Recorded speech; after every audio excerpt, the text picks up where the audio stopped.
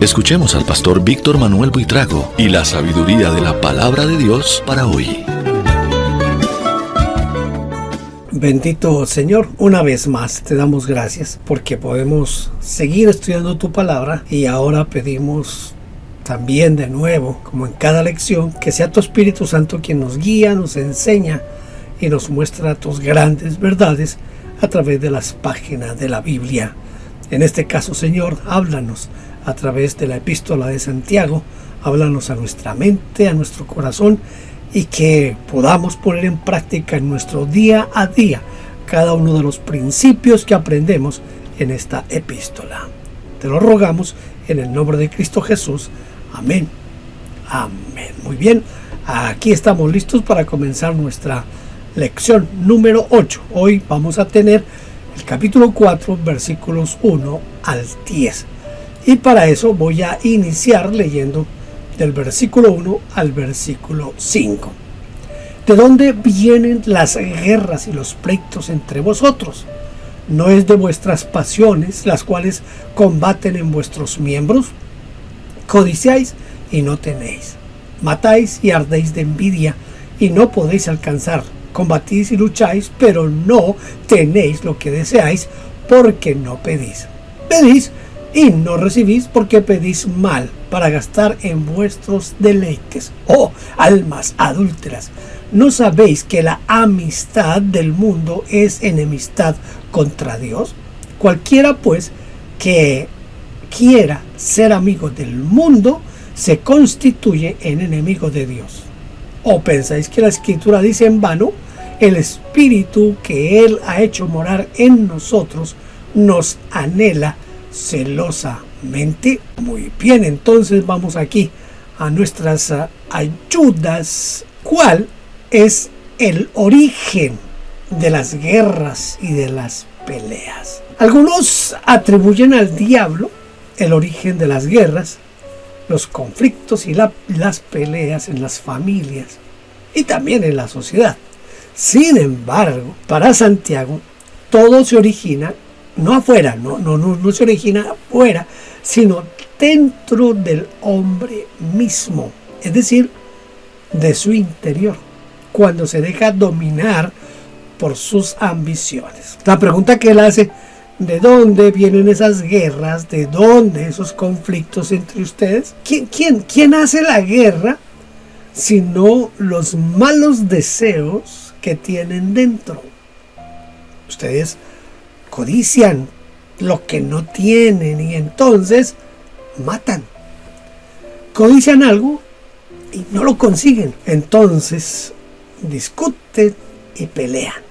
Esto dice la versión latinoamericana. La palabra guerra en el griego, que es polemos, es de donde nace también la palabra polémica, y también significa altercado, contienda, antagonismo, discusión. Es pasarse de palabras, es decir, es hablar más de la cuenta y sin medir ni el tono ni la entonación ni nada.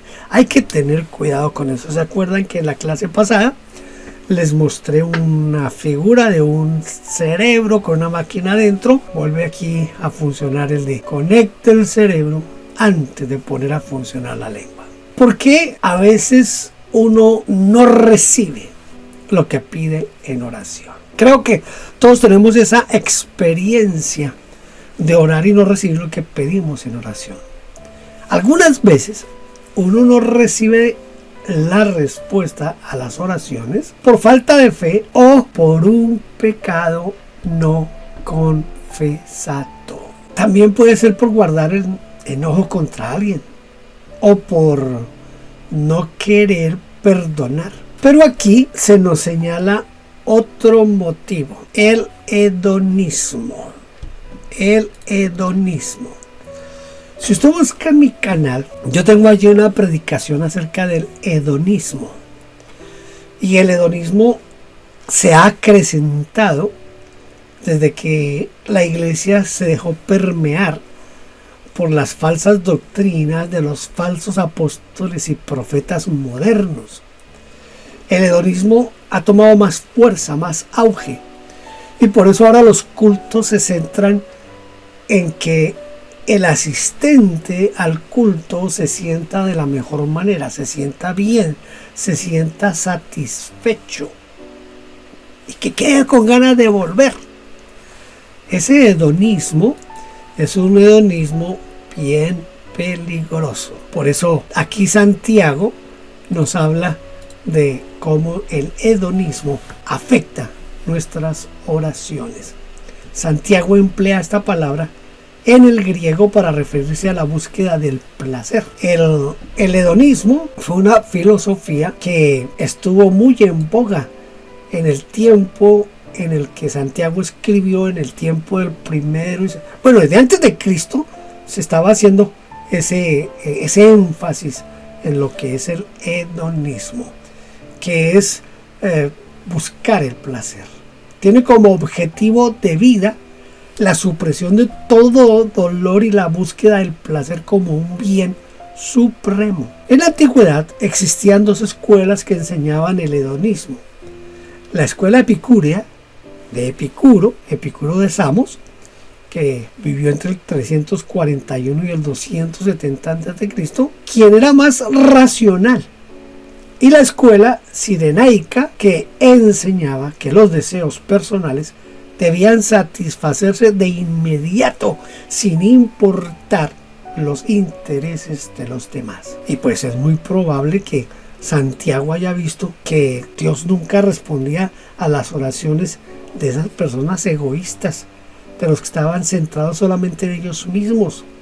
Por eso escribió: y si piden algo, no lo consiguen porque piden con la mala intención de derrocharlo después en sus placeres, dice la versión latinoamericana. Si Dios ama al mundo, ¿por qué está mal ser amigo del mundo?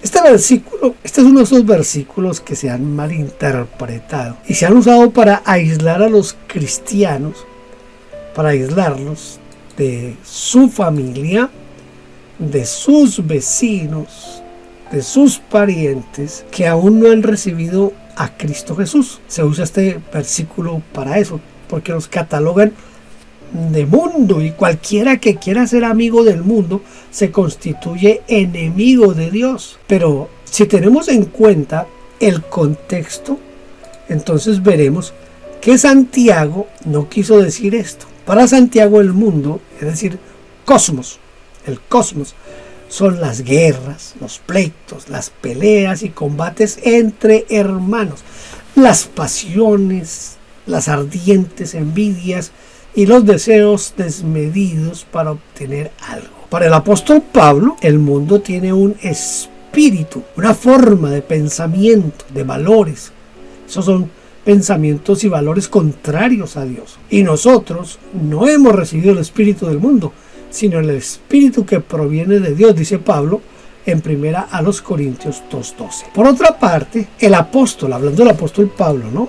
El apóstol Pablo tenía amigos que eran gobernantes y funcionarios del gobierno romano que no eran cristianos. En Hechos 19:31 usted puede leer eso y bueno, usted va a encontrar que cuando él escribe sus cartas, los de la casa del César te saludan. Eran personas que en un momento no fueron cristianos, pero se habían convertido, pero que eran personas importantes del imperio. En conclusión, así como Dios ama al mundo, nosotros también debemos amar al mundo. ¿Sí entiende eso? Dios ama al mundo, nosotros tenemos que amar al mundo. Es decir, a toda la raza humana, a todas las etnias, a todos los grupos sociales e individuos, y debemos acercarnos a ellos como lo hace Dios con todo su amor. Pero al mismo tiempo debemos separarnos o alejarnos del espíritu y la contaminación del mundo, del sistema perverso que conduce a las guerras, a los conflictos y a la siembra del mal. Como vemos, son dos mundos diferentes. ¿En qué parte de la Biblia podría encontrarse el versículo que dice: el espíritu que Él ha hecho morar en nosotros nos anhela celosamente? Mire, en realidad este versículo no se encuentra en ninguna parte de la Biblia. Pero el concepto sí. A veces nosotros usamos palabras para definir ciertos conceptos que no están declarados en la Biblia como tal. Por ejemplo, nosotros decimos que el whisky no debe ser consumido por los cristianos. En ninguna parte usted va a encontrar la palabra whisky, en ninguna parte va a encontrar la palabra tabaco, en ninguna parte va a encontrar la palabra... Hay otras palabras que no se encuentran en la Biblia, pero el concepto sí. No dice que no tomemos whisky, pero sí dice que no debemos emborracharnos. Entonces, si dice que no tenemos que emborracharnos, pues ahí se incluye el whisky. Entonces, en los 10 mandamientos de Éxodo 20, el versículo 5, después de la frase, no te harás imagen, no te inclinarás a ella ni las honrarás, dice, porque yo soy Jehová tu Dios fuerte y celoso. En Deuteronomio 4:24, en otras palabras dice lo mismo, no os hagáis escultura de imagen, porque Jehová tu Dios es fuego consumidor, Dios celoso. Por lo visto, yo creo que Santiago interpretó que los celos de Dios era su mismo espíritu que nos anhela y quiere que seamos solo para Él y que nuestro amor hacia Él sea exclusivo, porque de otra manera seríamos considerados como infieles, como si lo hubiéramos traicionado con otro amor, el amor al espíritu del mundo. Eso sí causa dolor y tristeza. Voy a leer ahora en Santiago capítulo 4 versículos 6 al 10. Pero Él da mayor gracia. Por esto dice, Dios resiste a los soberbios y da gracia a los humildes. Someteos pues a Dios y resistid al diablo y huirá de vosotros. Acercaos a Dios y Él se acercará a vosotros. Pecadores, limpiad las manos, y vosotros, los de doble ánimo, purificad vuestros corazones. Afligíos y lamentad y llorad. Vuestra risa se convierte en lloro y vuestro gozo en tristeza. Humillaos delante del Señor y Él os exaltará. Sí, Señor, nos va a exaltar cuando sea tiempo. ¿Qué debemos hacer para que el diablo huya de nosotros? Debemos hacer dos cosas principalmente. Primero, someternos a Dios. Y esto significa ponernos bajo sus órdenes, estar sujetos, ser obedientes, rendirnos o entregarnos a su voluntad. Segundo lugar, resistir al diablo. La palabra resistir en el griego es ansistemi. Significa además estar en contra, oponerse, levantarse en contra. Cuando alguien no se somete a Dios y reprende al diablo, comete un grave error porque se expone al peligro y su reprensión es totalmente inútil. ¿Ustedes se acuerdan cuando unos estaban echando unos demonios? Estos están hechos de los apóstoles. Entonces ellos estaban diciendo, en el nombre de Jesús, el que predica Pablo, te ordenamos salir. Yo estoy parafraseando, ¿no? Entonces el demonio se quedó mirando a los exorcistas y les dijo, bueno, yo sé quién es Jesús y yo conozco a Pablo, pero ¿y ustedes quiénes son? Y se abalanzó contra los exorcistas y los iba medio maltratando. ¿Por qué pasó eso? Porque ellos trataron de reprender al diablo sin tener primero autoridad de sometimiento a Dios. Yo me someto a Dios, agrado a Dios y automáticamente tengo esa autoridad sobre el demonio. Eso es lo que está diciendo aquí Santiago. Santiago lo que nos está diciendo es, mire, ustedes tienen que reprender al diablo, pero tienen que someterse a Dios primero. Si no, estamos en peligro y tratar de sacar al diablo de esa manera no va a ser como muy fácil que digamos. ¿Cómo podemos nosotros entonces acercarnos a Dios? Nos acercamos a Dios tomando en cuenta a Santiago, desde luego. Hay otra forma, hay otra manera de encontrar esto, pero estamos en Santiago. Entonces, según lo que hemos estado estudiando, primero, cuando limpiamos nuestras manos. ¿Se acuerda del Salmo 15? El Salmo 15 dice que ¿quién entrará en tu santuario? El limpio de manos.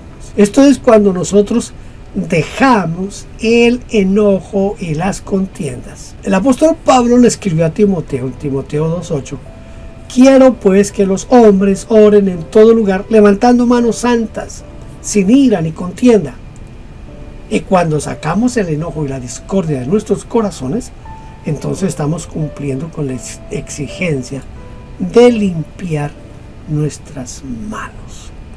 Segundo lugar, cuando dejamos de vacilar y nos decidimos por Dios y purificamos nuestro ser interior, porque Él dice: vosotros los de doble ánimo, purificad vuestros corazones. Y tercero, también nos acercamos a Dios cuando nos humillamos de verdad. Afligíos, lamentad y llorad, humillaos delante del Señor. ¿Qué significa exaltar? Ahora, ¿a quiénes exalta a Dios? Esto es muy sencillo, muy fácil. Exaltar es elevar a una persona a una mayor dignidad, y Dios exalta a los que se humillan, porque solo el que desciende será levantado por Dios. Solo el que desciende será levantado por Dios. Voy a leer ahora Santiago 4, 11 y 12. Hermanos, no murmuréis los unos a los otros. El que murmura del hermano y juzga a su hermano, murmura de la ley y juzga a la ley. Pero si tú juzgas a la ley, no eres hacedor de la ley, sino juez. Uno solo es el dador de la ley, que puede salvar y perder. Pero tú, ¿quién eres para que juzgues al otro? ¿Tú quién eres para que juzgues al otro? Este pasaje es bien en nuestro tiempo es un poquito complicado hablar de este tipo de cosas.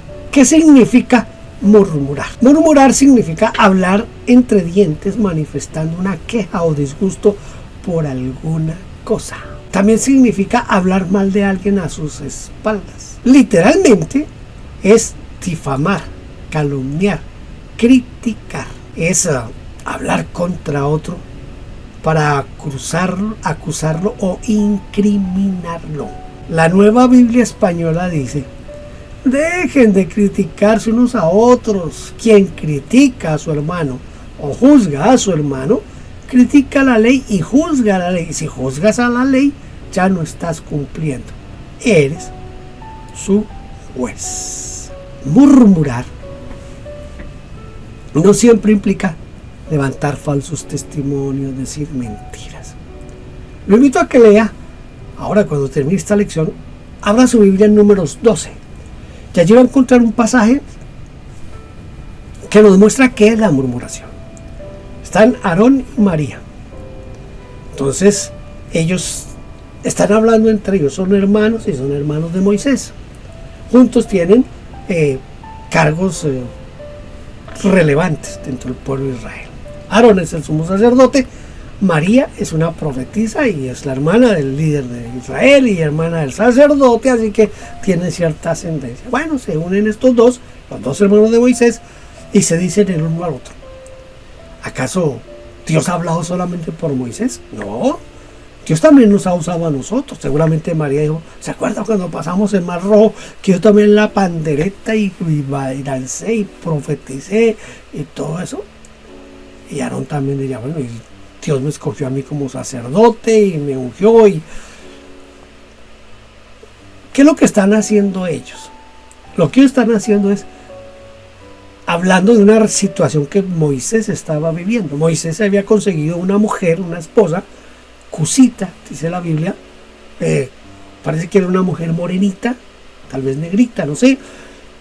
Pero ellos están en cierta manera descontentos porque Moisés toma a una mujer que es de otro pueblo y que seguramente es de color. Es una conversación entre hermanos. Allí no hay nadie más, no están ni diciendo nada así exactamente contra Moisés, no están comentando una situación que se está viviendo. No están inventando cuentos, no están inventando falsedades, y ellos creen que el comentario que va como comentario suelto. De pronto, Dios llama a Moisés y le dice, bueno, necesito que usted, Aarón y María, vengan al campamento porque necesito hablar con ustedes. Y los metió al tabernáculo y Dios le dice a Aarón y María, a ver, díganme una cosa, ¿ustedes creen que yo elegí mal? ¿Ustedes creen que yo me equivoqué al elegir a Moisés como el líder del pueblo? ¿Cómo ustedes no tuvieron en cuenta que al hablar de Moisés y al hablar contra Moisés estaban hablando era de mí? Lo que ustedes estaban diciendo era que yo me equivoqué al poner a Moisés, que yo debía haber puesto o a Aarón o a María y que Moisés no era la persona correcta. ¿Entiende lo que es la murmuración? Murmurar no es solamente levantar falsos testimonios o decir mentiras acerca de alguien, es más bien hacer comentarios que aunque sean verdad, lo que se está buscando es el daño del otro. Eso era lo que en últimas ellos querían para su propio beneficio. Es decir, si Moisés se equivocó, si Moisés está andando mal al tener una mujer cusita, pues Dios tiene que quitarlo y ponernos a nosotros que somos santos. Más o menos era el razonamiento de ellos. ¿Entiende ahora sí lo que es la murmuración? Por eso Santiago trata este asunto bien serio. Porque el que murmura y juzga al hermano, murmura y juzga a la ley. El mandamiento de la ley de Dios es amarás a tu prójimo como a ti mismo. Por lo tanto, si uno murmura o critica a su hermano, ya no lo está amando. Además, en Levítico 19:16 podemos leer: no andarás chismeando entre tu pueblo, no atentarás contra la vida de tu prójimo, yo, Jehová. Ha quebrantado la ley, y no solo quebrantado, sino que se puso por encima de la ley como juez. Por lo tanto, el que critica a su hermano comete dos faltas. Primero, se ha puesto como juez de su propio hermano.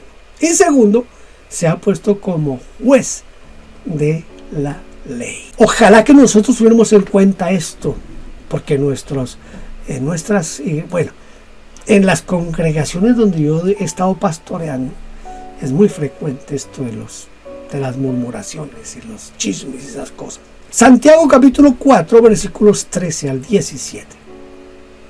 Vamos ahora, los que decís hoy y mañana iremos a tal ciudad, o estaremos allá un año, y traficaremos y ganaremos, cuando no sabéis lo que será mañana.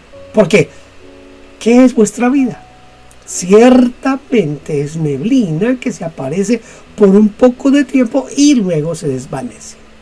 En lugar de lo cual deberían decir: si el Señor quiere, viviremos y haremos esto o aquello. Pero ahora os jactáis en vuestras soberbias.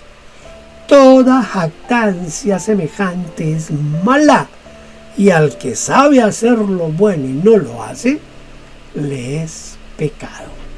Aquí tenemos dos cosas bien interesantes y bien serias en cuanto a nuestro proceder como cristianos. ¿Acaso Santiago está en contra de hacer planes y establecer metas para el futuro? Mire, Santiago no está en contra de hacer planes para el futuro, sino que Santiago está en contra de la jactancia. Usted encuentra que hay pastores, que hay cantantes cristianos que tienen la agenda llena hasta por 2 y 3 años. Están haciendo planes para el futuro. Yo mismo tengo planes para mi futuro.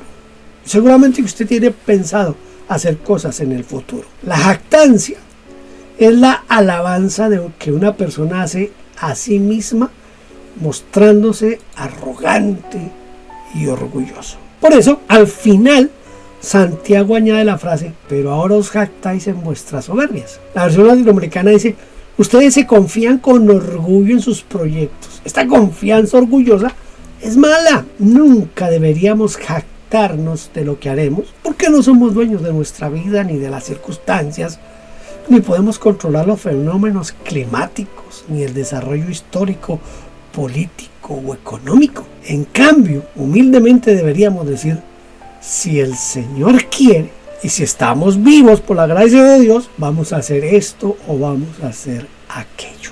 Es diferente, ¿verdad? Si Dios quiere, vamos a esperar en Dios. Porque es un pecado saber hacer lo bueno y no hacerlo. Ay, ay, ay. Yo aprendí cuando era niño que hay pecados por comisión o por acción y pecados por omisión. Bueno, cuando yo era niño no entendía muy bien aquello de los pecados por omisión. Ya hoy medio entiendo un poco más los pecados por omisión. Pero creo que eso fue tomado de estas palabras de Santiago. Santiago está hablando aquí de los pecados de comisión y de omisión. Entonces, ¿por qué es un pecado saber hacer lo bueno y no hacerlo? Como vemos, cometer pecado no consiste solamente en hacer algo malo, algo así como robar, matar, mentir, calumniar, adulterar, secuestrar, fornicar y todas esas cosas que solemos hacer, sino también en no hacer nada, no hacer nada. Por ejemplo, para salvar una vida, para evitar un accidente, para detener un conflicto, cuando uno en verdad puede hacerlo, uno puede ayudar a alguien y evitar un conflicto. Y si no lo hago, estoy pecando. No hacer nada por el bien de otros, cuando hay que hacer algo, se llama pecado de omisión. Sin embargo, debemos recalcar que se trata de situaciones especiales donde nuestra actividad puede dañar o perjudicar a otros. Porque a veces también Dios nos ordena que estemos quietos, ¿sí? Dios a veces nos dice, estad quietos y conoced que yo soy Dios. Por lo menos eso dice el Salmo 46:10. Tal vez la mejor traducción sería, el que sabe cómo portarse bien y no lo hace, está en pecado, dice la Nueva Biblia Española. Hay un pecado que yo considero súper grave. El Señor dijo, id por todo el mundo y predicad el Evangelio. Y dio la opción de que nosotros predicamos y hay la opción de que hay gente que cree y hay gente que no cree. Pero mi tarea y mi obligación es predicar el Evangelio. Pablo lo expresó cuando él dijo, ay de mí si no predico el Evangelio. ¿Sí? Porque si lo hago de buena gana, voy a tener una recompensa. Pero si no lo hago, de todas maneras la comisión me ha sido encomendada. Es decir, usted y yo estamos encomendados para predicar el Evangelio. Si usted y yo callamos las buenas nuevas, si usted y yo callamos de predicar el Evangelio, el solo hecho de no hablar de Cristo a otras personas es omitir lo bueno. Estamos en pecado. La decisión es suya, la decisión es mía. Decidimos predicar o no predicar el Evangelio, decidimos someternos o no someternos a nuestro Dios. Ese es un asunto que decide cada uno de nosotros. Vamos a tratar de memorizar en Santiago 4 el versículo 17. Versículo más fácil de aprender en Santiago. Y el que sabe hacer lo bueno y no lo hace, le es pecado. Santiago 4:17. Se me olvidó poner ahí el versículo 17. Bueno, ya se lo estoy diciendo. Santiago 4:17. Y el que sabe hacer lo bueno y no lo hace, le es pecado. Santiago 4:17. El que sabe hacer lo bueno y no lo hace, le es pecado. Hemos llegado al final de nuestra lección número 8. Lo espero en la lección número 9. Dios la bendiga. Gracias por vernos. Déjenos su huella suscribiéndose y comentando. No olvide campanita y compartir. Dios la bendiga.